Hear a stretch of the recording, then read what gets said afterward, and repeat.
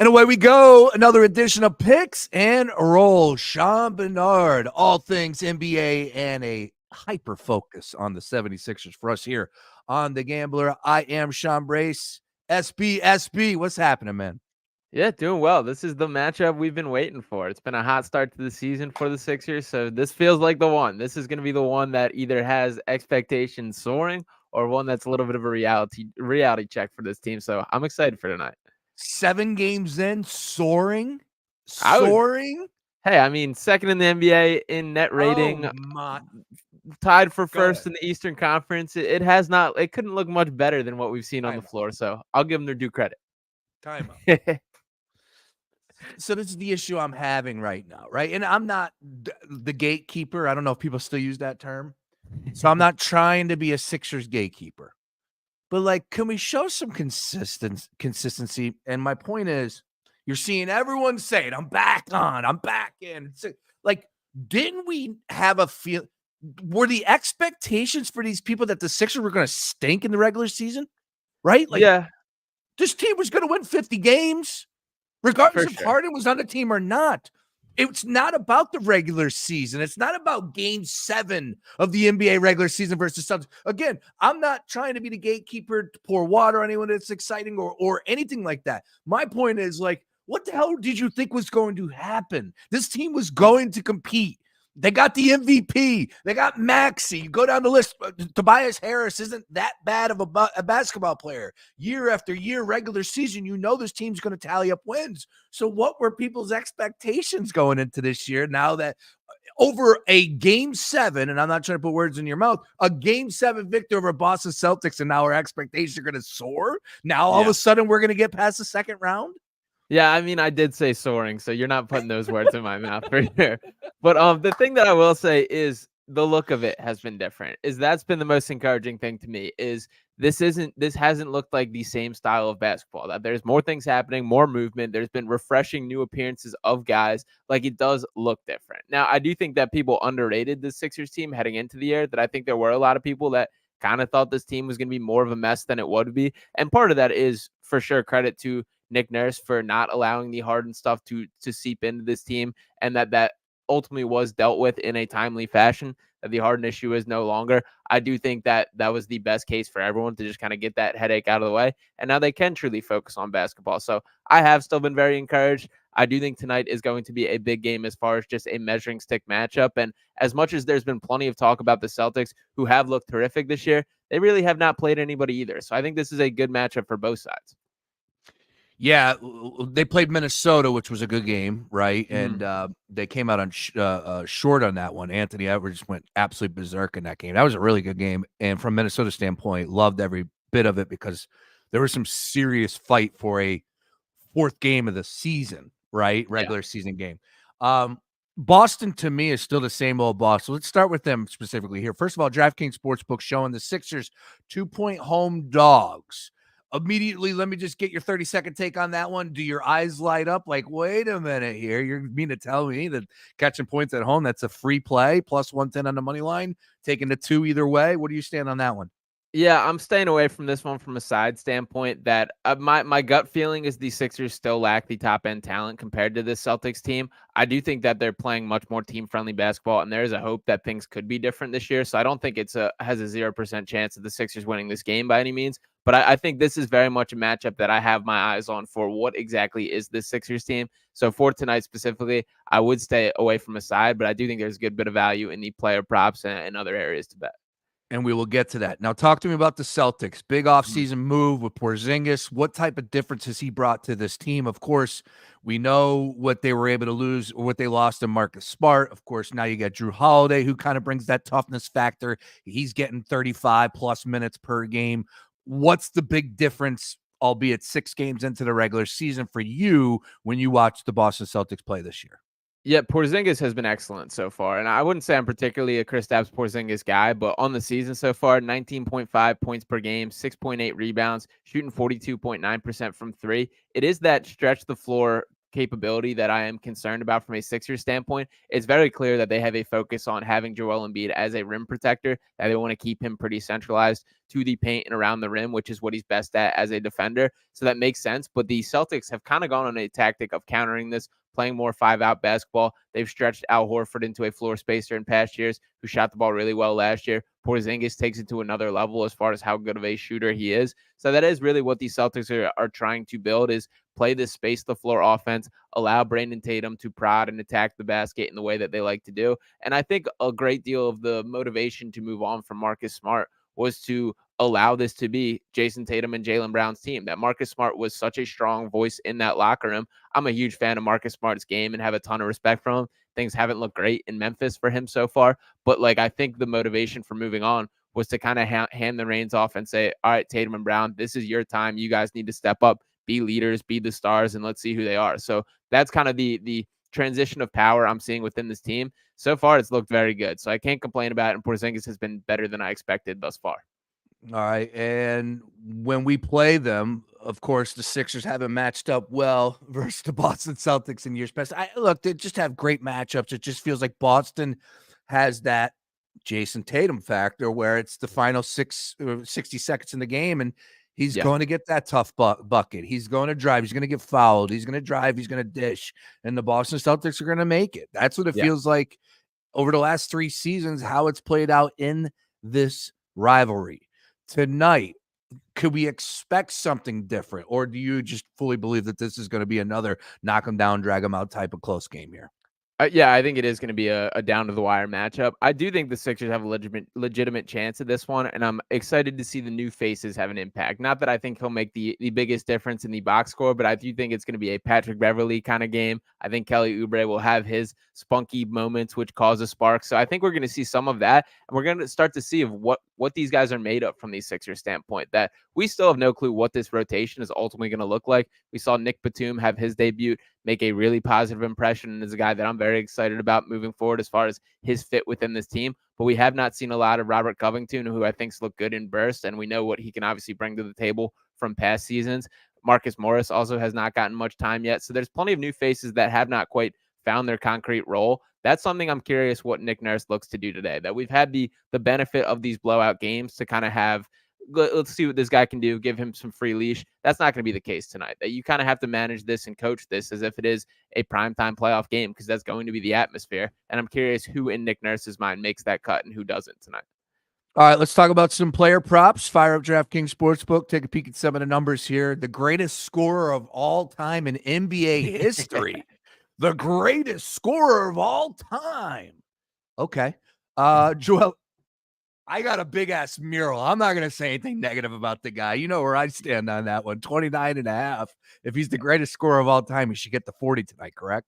Yeah, I do think maybe reel that take in a little bit. I do love the confidence in Joel, and you can make a statistical argument when you look at the per 36 numbers and per minute numbers on what he's scoring. But I don't know if I'm quite comfortable crowning Joel Embiid the greatest scorer of all time yet. He does deserve a ton of credit for kind of revolutionizing himself as a mid-range scorer, cut from like the Kevin Durant and Kobe Bryant cloth much more than a traditional big man, which is very impressive and what I believe is necessary in today's NBA. So he does deserve credit for that. But I do like his points tonight. And I think that this is going to be a Joel Embiid game. My concern would be that he starts to do too much on his own, which has been the case in a lot of these Celtics matchups.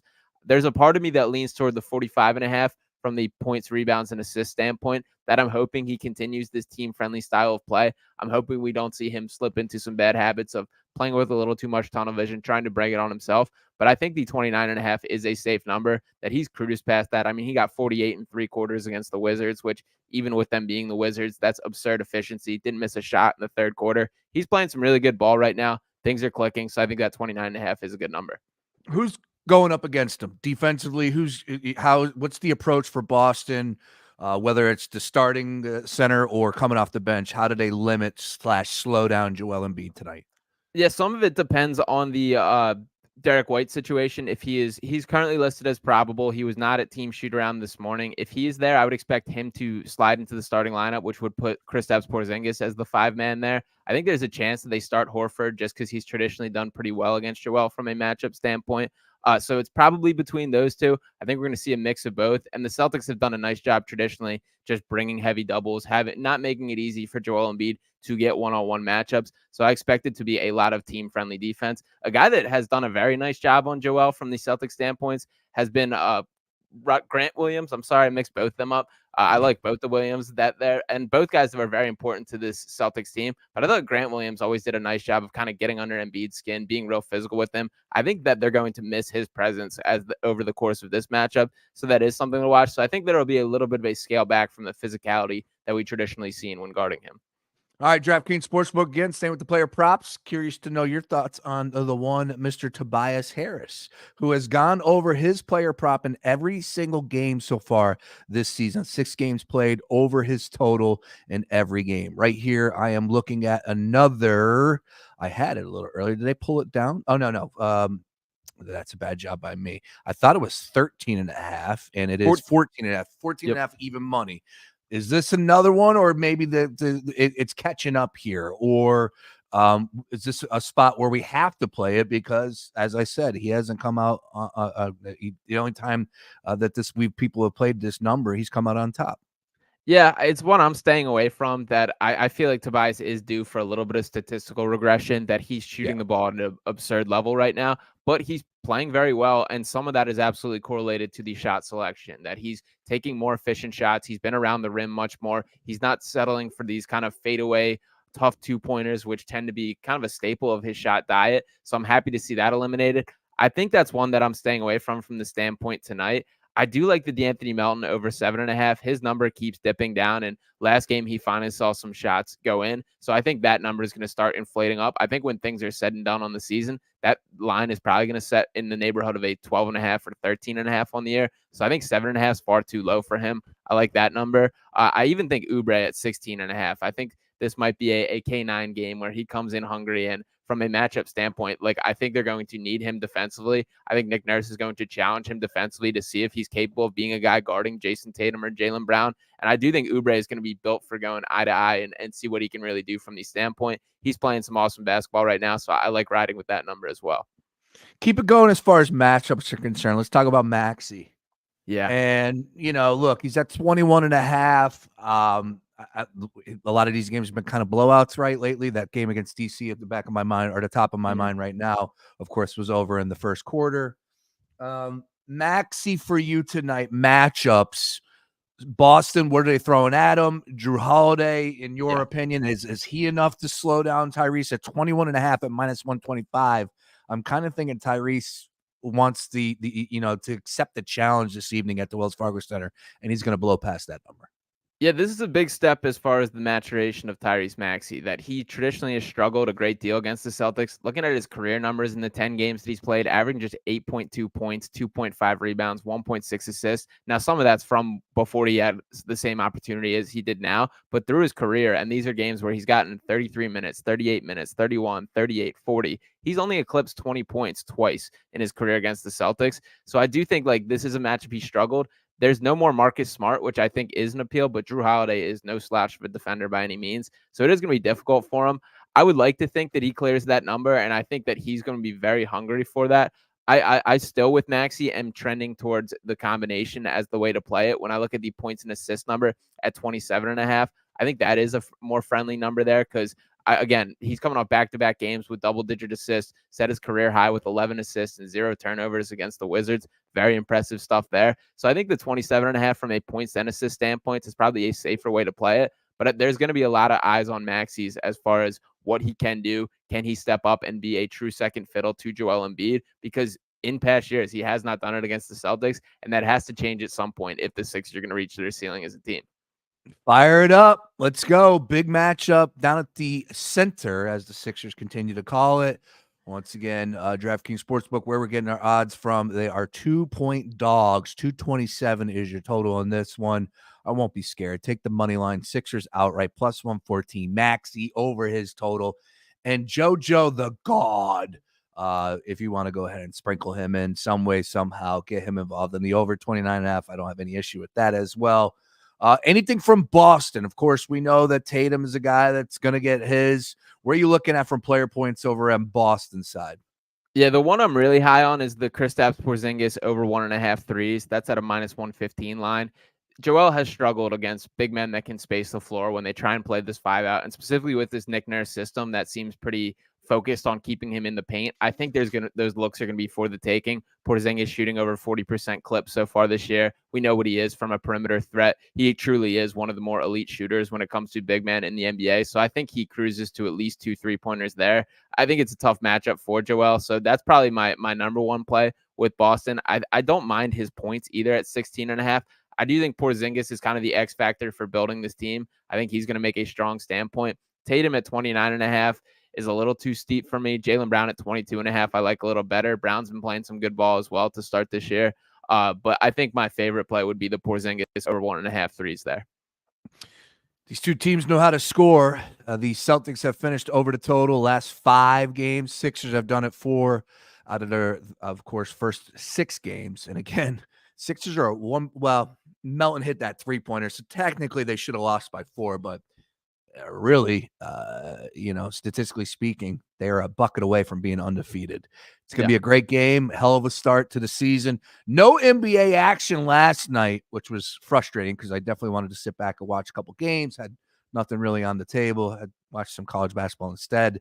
But we got 15 games going off this evening, so a lot of NBA action to chew on this evening. Sean Barnard, picks and roll, all things Sixers and NBA for us on The Gambler.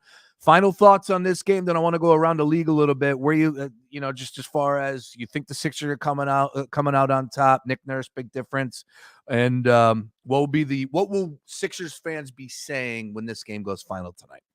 I think you're going to see this Sixers team not quit. And I think we're going to ultimately have a measuring stick for it. Can the top end talent compete against a team that likely should be the title favorite right now with the Celtics? They've played that good of basketball to start. The Nuggets have also been very good, so I don't want to slight them by any points. And I'll just throw one more play out here that I do really like tonight is Joel Embiid over 11.5 rebounds. That's at a plus 105 number.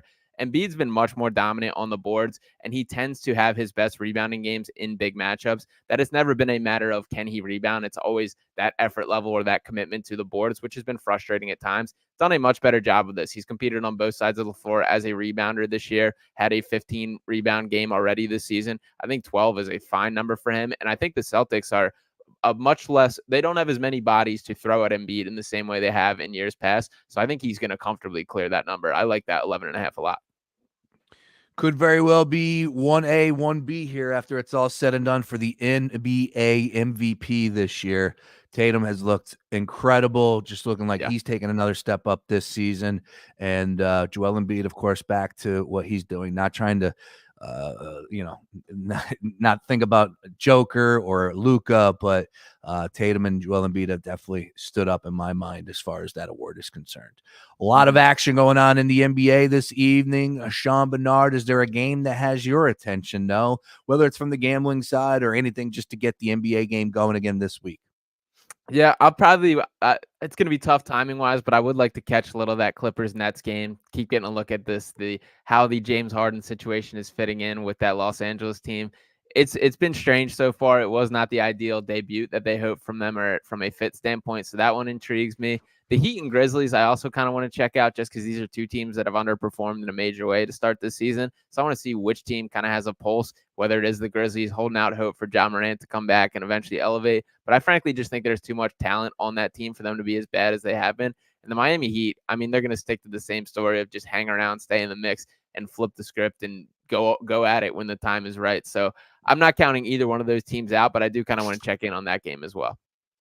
All right. Well, I'm looking forward to watching some of this on a second screen because the Philadelphia Union RNA playoff game this evening. I'll be live at PJ Willihan's. Not live. I'll be on the microphone, watch party. It's going to be a lot of fun. We're going to have a lot of great giveaways. So if you're a Union fan, come on out. 7 p.m. Game's going to kick off about 7:15. So Hatfield, PJ Willihan's, come on out and get some wings, win some Union prizes, and of course, kick it with me for the game. Sean Barnard, though, will be live on socials at Sean_Barnard1.